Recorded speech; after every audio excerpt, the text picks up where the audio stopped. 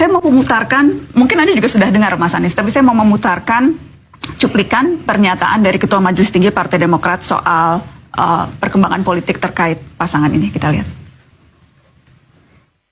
Mereka tidak sidik, tidak jujur, tidak amanah. Berarti tidak bisa dipercaya dan mengingkari hal-hal yang telah disepakati. Tidak memegang komitmen dan janji-janjinya. Nah, sekarang saja tidak sidik, tidak amanah, tidak memegang komitmennya. Bagaimana nanti kalau menjadi pemimpin dengan kekuasaan yang besar, rakyat akan diapakan? Tanggapan Anda, Mas Anies? Ini ya, sebenarnya saya tidak ingin menanggapi secara detail ini semua. Saya sangat hormat kepada Pak SBY, beliau adalah panutan, beliau adalah presiden yang sudah mengabdi 10 tahun, teladan. Dalam hal ini ada beberapa fakta yang terpaksa saya harus sampaikan di sini. Bahwa pada, ini makanya disebut dengan suratan takdir, Allah Maha mengatur. Pada mulai weekend, jadi ini saya buka tanggalan ya, supaya tidak salah. Mulai 27, 28, 29, jadi Minggu, Senin, Selasa, itu percakapan intensif di tim 8. Dan pada tanggal 28 itu sudah ketemu situasi terjadi perbedaan pandangan yang tidak bisa dipertemukan. Apa perbedaan pandangannya? Saya mulai dari bulan Juni. Pada bulan Juni itu saya sampaikan kepada Pak Surya Paloh, Nasdem, PKS maupun Demokrat, bahwa dari semua opsi wakil yang ada, yang tersedia sekarang adalah AHY. Saya sampaikan ke Pak Surya Paloh. Dan Pak Surya Paloh ketika saya mendengar itu, beliau tidak menolak. Tapi beliau mengatakan, begini, itu adalah opsi yang boleh kita lakukan pencalonan di ujung. Tapi tidak sekarang. Okay? Kemudian PKS memahami bahwa pilihannya memang AHY, yang tersedia AHY, kemudian Demokrat juga begitu. Lalu Pak Surya Paloh waktu itu bilang, nanti kita bahas sesudah Bung Anies pulang haji. Oke?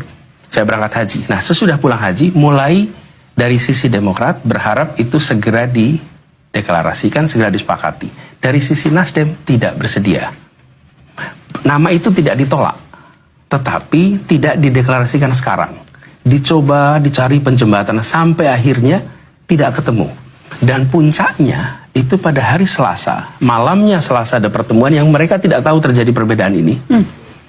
Di situ, di tim 8, utusan Demokrat dan utusan PKB terjadi perbedaan pandangan yang sangat keras. Bahkan sampai gebrak meja di situ. Apa perbedaannya? Perbedaannya begini. Demokrat menginginkan ditetapkan segera. Nasdem menginginkan ditetapkan nanti sambil menunggu.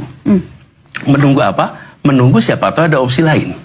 Tapi kalau ditanya opsinya apa, juga nggak bisa jawab. Tinggal kita tunggu aja, siapa tahu ada opsi. Kita tidak tahu. Jadi kenapa harus buru-buru? Ya? Dan perbedaan itu kemudian tidak ditemukan. Sampai gebrak meja? Sampai keras sekali. Karena ada beberapa statement-statement yang dirasa kurang tepat. Dan malamnya, tanggal 28 malam, ini saya ada teksnya. Saya kirim WA kepada Pak Sudirman Said, utusan saya di sana. Saya sampaikan kepada beliau, boleh saya bacakan? Ya. Sorry, ini 28 atau 29 Mas Anies? Jadi ini hari Senin malam. Hari Senin malam. Jadi kan mulai Minggu, Senin sudah terjadi perbedaan. Ya. Puncaknya berakhir di Selasa sore. Oke. Pada 28 saya katakan begini. Pada Pak SBY disampaikan apa adanya. Nasdem tidak bersedia mendeklarasikan segera. Pada Pak SBY disampaikan apa adanya. Demokrat bersiap permisi bila tidak deklarasi segera. Terus saya tulis, semoga Allah turunkan petunjuk kepada semua. Ini saya kirim Senin malam, tanggal 22. Senin malam jam 22. Pagi-pagi Pak Sudirman dengan Pak Dadang, utusan saya datang. Dia mengatakan, Mas, ini benar. Nggak mau dijembatani lagi. Saya bilang, sudah. Ini kita sudah usahakan menjembatani, tidak ketemu. Sudah, sekarang kita serahkan pada Allah. Kita serahkan pada Allah. Tawakal Allah. Dan mereka bilang, Mas, ini artinya Mas Anies nggak dapat kendaraan loh. Artinya nggak dapat kendaraan. Ini Demokrat kalau disampaikan ini, berarti Demokrat potensinya akan keluar. Mau apa lagi? Ini kenyataan. Dan saya melihat bahwa jelas sikap Pak Surya Paloh tidak menolak AHY, tapi tidak mau sekarang.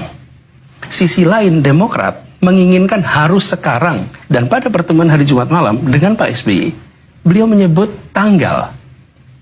Beliau meminta supaya sebelum tanggal 3 ada deklarasi. Selesai pertemuan dengan Pak SBY, saya bilang kepada semua, jangan pernah keluar kata tanggal 3 itu. Kenapa? Karena kalau itu disebut dan tidak terlaksana, maka kita tidak melindungi nama baik Pak SBY. Karena Pak SBY memberikan deadline. Tapi bila itu dilaksanakan, kita tidak melindungi harga diri yang lain merasa dipaksakan. Oke? Tapi terpaksa saya sebut angka tanggal 3 ini karena disebutkan dalam press conference seakan-akan ada kesepakatan bahwa tanggal 3 ada deklarasi. Jadi, begini pada malam itu, sore itu hari Selasa, sudah terjadi ketidaksepakatan. Dan pertemuan berakhir dengan menyampaikan bahwa Demokrat silahkan bila mau melakukan opsi-opsi lain, sudah selesai, tidak ada kesepakatan di sini.